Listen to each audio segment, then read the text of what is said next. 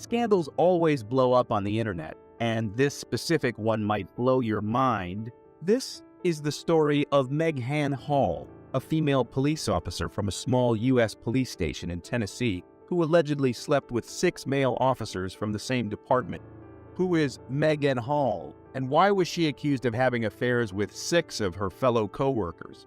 Let's dive into the story and see what happened. Toxic workplace behind closed doors, and how sexual misconduct spiraled out of control. All of social media was baffled when the news of a female police officer from a small police station in La Vergne, Tennessee, USA, came to the forefront. She was accused of having an affair with her co-worker. Not 1 or 2, but 6 co-workers. How did the news come out? Who ratted her out? Hall's deed was all over the internet, and she literally became a small celebrity overnight. However, not for good reasons. Meghan, who had always wanted to become an actress from her childhood, unfortunately ended up being a police officer, and that's how her world started to fall apart. Meghan met Jedediah Hall and fell in love with him. He was the son of a local pastor. The two got married in the year 2018. As her acting career was a long-lost dream, she decided to join the La Vergne Police Department in Tennessee, and her husband, Jed, became a park ranger. Both of them seemed to be having a good time and were a perfect couple that everyone envied. There were many pictures of them sharing smiles and being deeply in love with one another. But remember how the saying goes, appearances are deceptive. However, Meghan later revealed that she and her husband, Jed, were having some serious issues in their marriage. These marital issues were exactly what paved the way for the events that followed. As Meghan was not satisfied with her marriage, she decided to do things the way she liked and have some fun on the way. However, her road to fun led her to get involved in some seriously questionable acts. Meghan and her co-workers engaged in some spicy sessions within the confines of the police department, and these included patrol officers Juan Lugo Perez, Louis Powell, Detective Seneca Shields, and Sergeant Henry T. McGowan, who were all fired from their positions along with Meghan. However, there were more officers involved, which included Patrick Magliacco, Larry Holliday, and Gavin Showborough, who got suspended after the investigation. It didn't take much time for the whole world to know about the ordeal. Not only was Meghan accused of wild sexual misconduct, but also having steamy romps with the 6 male officers, which included illicit on-duty liaison. On December 122, 2022, the police department received a shocking complaint. Thanks to a whistleblower, the mayor Jason Cole had found out that there were some serious things going on in his town's police department. An unknown person had ratted Meghan out and her sexcapades with her fellow officers, and these acts happened not only at hotels, motels, and boat parties, but also while on duty. These officers who were supposed to be serving the society and their nation. The head of human resources of the La Vergne Police Department, Andrew Patton, investigated into this scandal, who revealed some shocking detail. Meghan and her husband were on the verge of filing for a divorce and were on the way to solving their problems before Meghan's scandalous activities came to everybody's notice. Meghan had tricked the officers into thinking that she was in an open relationship with Jed, which was totally a big fat lie. Officer McGowan, who is seemingly the whistleblower to the mayor, had a meeting with Hall and Jed when she had joined the police force initially. Things got out of hand while at McGowan's house. Meghan and the officer's wife stripped off their clothes while they played strip on Uno. Paul was allegedly trying to get Jed to go with the flow, however. Jed was really upset with all the things that were unfolding. He did not want himself to be persuaded, but despite his feelings, Meghan and McGowan reportedly made out. The officer even sent pictures of his genitals to Meghan. McGowan, being the whistleblower, denied having any affairs with Meghan despite all the evidence and was fired for lying during the investigation. Patrick Magliacco, another one of the officers, admitted that he had been with Hall on various occasions. He also revealed that his wife Amy and Meghan made out after learning that Meghan and her husband had an open marriage. According to his testimony, he and his wife Amy had been in an open relationship with Meghan since the spring of 2022. There was a time when Jedediah had walked in on Meghan and Amy making out. They even tried to get Jed into a wife-swapping session. Jedediah, disgusted at what he had seen, departed the room and was quite uncomfortable with the whole situation, because how could a sane married man be into something like this? However, this is just the beginning. The wildest part of the whole ordeal took place on Memorial Day when all the officers in the department were invited to a Girls Gone Wild hot tub party, which was hosted by an officer called Stats on a boat that he owned. Some officers even came with their whole family, which even included their underage children. According to another officer named Durham, in an isolated incident, Magliocco was forcing vodka down Hall's throat, and then suddenly Halls took her top off, and seeing this, stay-ats jumped at Hall and stopped her from drinking and covered her up in order to protect Hall. Both stay-ats and Durham never had any illicit relationship with Halls, or so they claimed. Hall even fell down a flight of stairs at the party before having intercourse with Magliocco. According to Magliocco, Hall was prone to drinking, claiming that she once had even driven home after being drunk at his house party. Magliocco claimed that Hall was prone to self-harm and that she shouldn't be left alone. Hall even pointed an empty gun to her head and pulled the trigger so that she could hear what it sounded like. Hall was quite open about the relationship she had with the K-9 officer Larry Holliday in the first interview. However, she claimed that her steamy sessions with Holliday happened a long time ago. Holliday claimed that he had once invited Hall and other officers to his home to watch the football game. There was some serious drinking involved, and talks broke out about having a threesome between Holliday, Hall, and Holliday's ex-girlfriend. However, he claimed that nothing happened at the party. However, he later came clean about his sexual encounters with Hall, often booking hotel rooms for their liaison. Though she denied many of the allegations initially, she later confessed that she had often sent nude images of her to many officers on duty, including McGowan, to whom she sent her feet pictures. Megan, on the other hand, broke her silence on the issue after being fired due to the scandal that had come to the notice of the officials. Hall said that she was terrorized into having intercourse with her superiors, who sexually harassed her frequently. She revealed that she felt sexually groomed. She filed a lawsuit where she named some high-profile police officers from the Laverne Police Department and accused them of having taken advantage of her troubled marriage. Her 51-page lawsuit stressed that what happened with her is not rape. Instead, it was a situation where she had to give in from the pressure. Hall's lawyer, Wesley Clark, said that Megan wasn't looked at like a rookie cop to be trained and promoted, but like a piece of meat to be sexualized and exploited. Hall said, "I know what most people are saying. You know, you could have said no, I get it. But my response to them is I did say no, and he wouldn't take no for an answer." Hall was not in a good mental state and was vulnerable, and the officers took advantage of her situation and used it for their personal gain and satisfying their sexual need. Hall later stated, "I got stupid, I got desperate, and guys are guys and they'll stick their thing in anything." The most shocking part of this whole ordeal is that Hall's husband said that he would stay with his infidel wife even though he knows what wrong she had committed. What do you think of this? Was dismissing all the officers involved an appropriate punishment? Let us know your thoughts in the comments below. Don't forget to hit that bell icon, subscribe to our channel. We will be back with more updates. In this video, an unidentified neighbor calls the police to report a domestic disturbance, and the officer's response is caught on camera. The caller said that their 87-year-old mother is being verbally abused, so the police were sent to the scene. However, the reality of the issue turned out to be more nuanced and complex than had been anticipated. Your mother. Do you believe, after hearing my mother, that she is in danger? I heard arguing, and I need to make sure everybody's okay inside the house. What did you hear? What was said? I just heard yelling. I couldn't hear You what just that heard said. yelling, and did I not explain to the yelling? Did she not explain to you the yelling? She told you I need to she's make sure fine. okay. She's sitting on the toilet, and you have to go and see her. I do, yes. The police arrested the man who we'll call Papa Meatball outside the residence. They told him that he had to see proof that someone else was there. The neighbor walks up to the conflict and gives a very brash but honest justification. When there is a domestic disturbance, the patrol supervisor is the first person to be absent from the response. Any officer, regardless of jurisdiction, who responds to a domestic violence call involving another officer. Right. Okay. Go get somebody now. 1-2-32 phone. Can you start a check on the female? We'll have an ambulance come.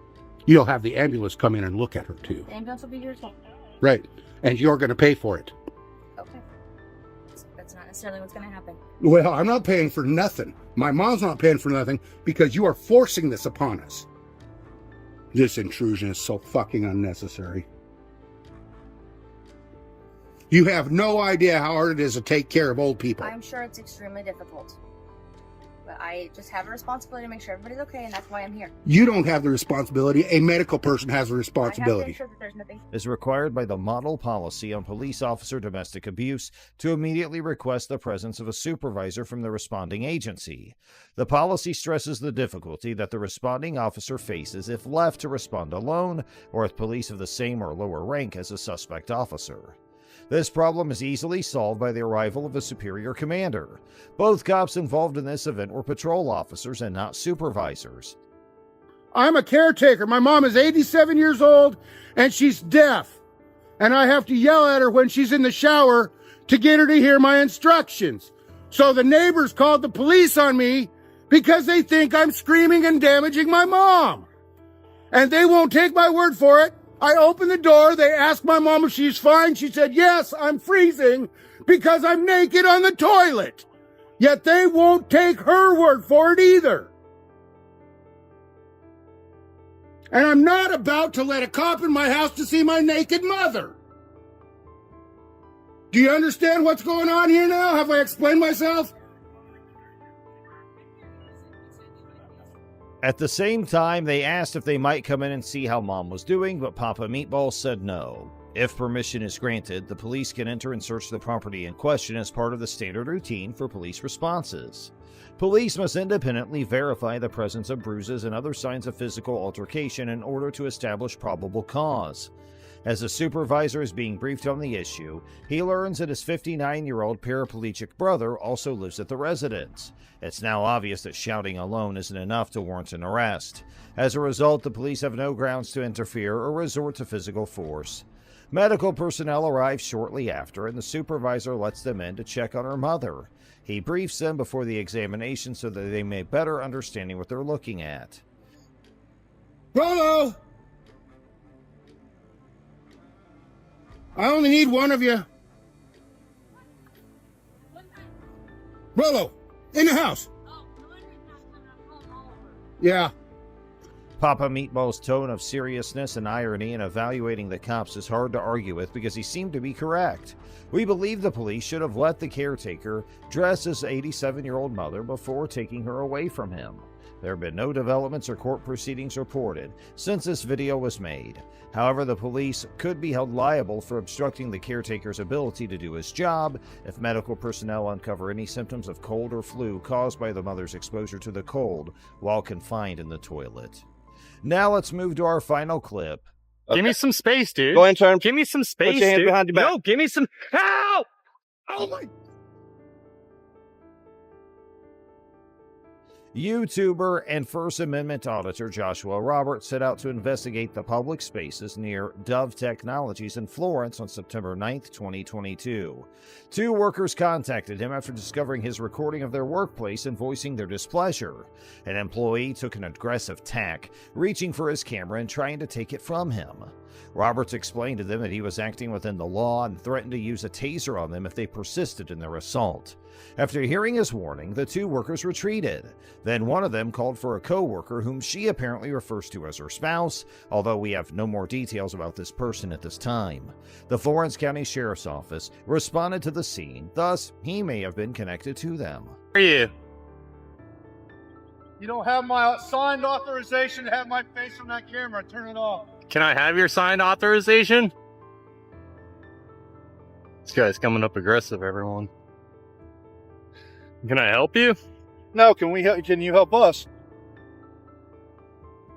Yo, get away from me, buddy. No, dude. Who are you? Get away from me, dude. Why are you here? Back the. Why are you here? I suggest you leave me alone. You're on private property. I suggest you do something about that then and get back inside. Ooh. Really? Yeah, really. You like going around with people like this? You know think what? that's fun?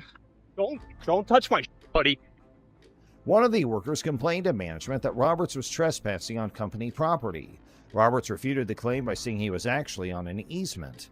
An easement is a restricted, non-possessory right of use over another person's land under South Carolina law. Neither the grantor nor the grantee may alter the location, size, or scope of the gift without the other party's consent after it's been made. A South Carolina power pole crosses the property, establishing an easement as seen in the video. Since the electric pole is considered public property, Roberts is within his rights to be near it. Since a utility easement does not instantly change into public property, the workers were also within their rights to claim the land as their own private property. The workers then called the police, who responded quickly to the building. When asked what happened, Roberts said he was assaulted and gave his version of the events.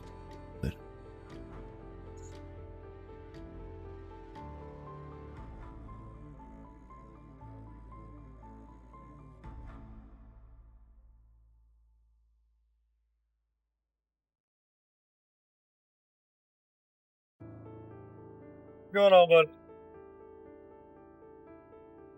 Come in, man. Oh, nothing. Just getting assaulted out here. That's about it. Getting assaulted. Yeah, by one of their workers. What happened? I was just out here taking some pictures, and one of the guys came out here saying he didn't want to be filmed, and he ran up to me, started circling me, grabbed my camera, started pushing up on me. A third-degree assault and battery is defined in Section 16-3600, subsection E1 of the South Carolina Code of Laws as any unlawful effort to injure another person with the current ability to do so. Willfully and deliberately destroying any type or class of personal property or another person's goods and channels is also prohibited by Section 16-11-510. Possible violations of these two laws included the employee's hostile attitude and one of them attempting to take Robert's camera, potentially with a purpose to destroy it. At some point, one of the officers started talking to the workers while the other kept talking to Roberts. It's important to point out that Roberts acted in a provocative manner the entire time they spoke. The presence of First Amendment auditors and their predisposition to be provocative has long been acknowledged by the Municipal Association of South Carolina. Therefore, authorities and officers inside the state have been given instructions on how to deal with contacts with them. The first three cops tried to handle the situation professionally, despite Roberts' provocative behavior. When Sergeant Paul Morrison joined the others, though, things began to change. Morrison claimed that he routinely kept this close proximity when interrogating a suspect, and he did so while talking to Roberts. Morrison tackled Roberts to the ground and tried to damage his camera by stomping on it without giving him any advance warning that he might be arrested. Roberts revealed video from the body camera purportedly showing Sergeant Morrison attempting to erase footage. Frustrated, Roberts said, "That's why I was trying to show him when he was all throwing me on the ground, and I'm like, at least turn off the camera." Sergeant Morrison may have attempted to alter or destroy proof of his wrongdoing. Roberts was successful in retrieving all of his videos. As a result, an internal affairs investigation was launched when he lodged a written complaint against the officer.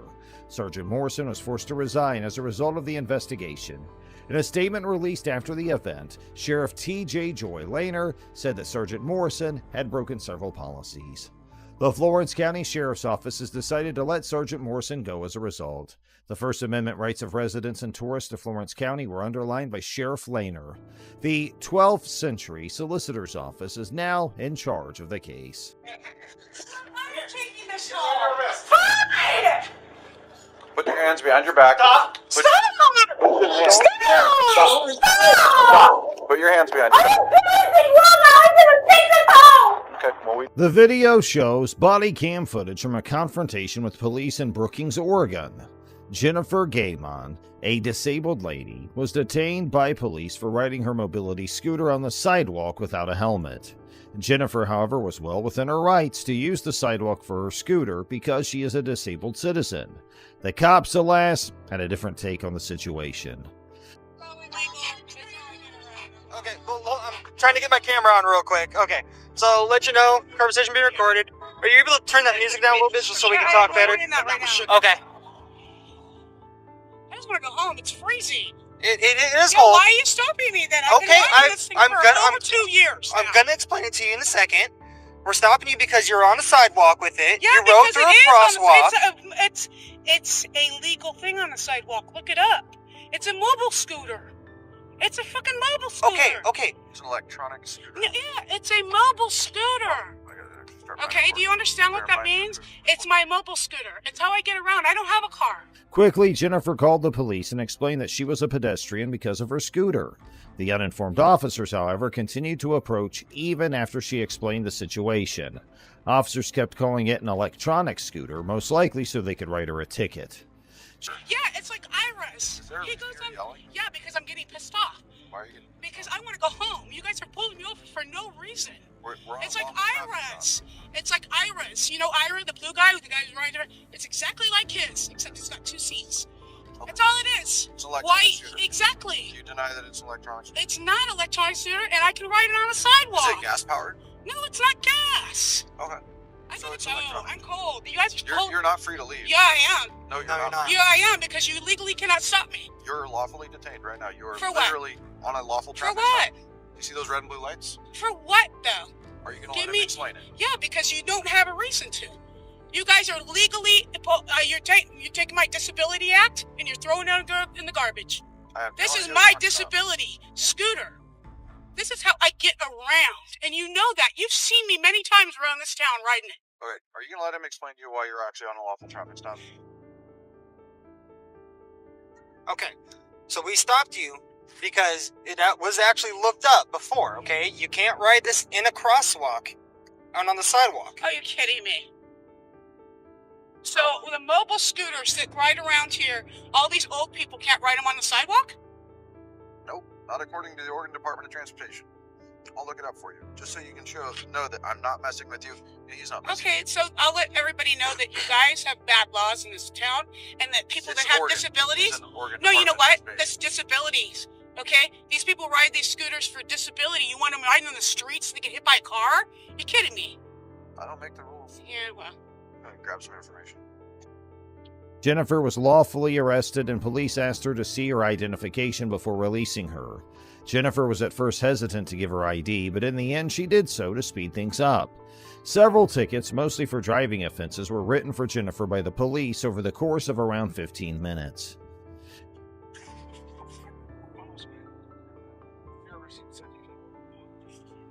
I'll go ahead and explain it. No, I know. I've had a citation. Thank you. You're not doing your job. You're not going to be protected because listen, those people I'm trying to issue a citation right now. Okay, come on, hurry up. Which is actually causing me to pay more attention and address Hurry up. your aggressiveness, which is kind of preventing me from doing my job. So if you're trying to reach and grab something out of my hand, you're going to go to jail tonight. You understand that? Hurry the fuck up. That was your point. 4 days to be the law here. Yeah, of course it did. The 6th of December. Yes. I'll double check just to make sure since it didn't bleed through. Jennifer was followed by the police all the way to her house, where they remained stationed the entire time. Jennifer was forcefully arrested after police arrived at her garage and filed charges of disorderly behavior and eluding arrest.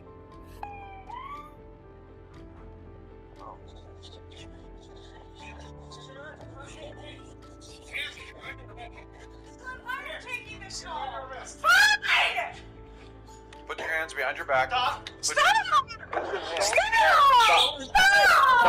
Put your hands behind your back. Okay, well, we disagree on that. You're under arrest. You're happy you're not that I'm getting arrested, I mean. He wasn't even there.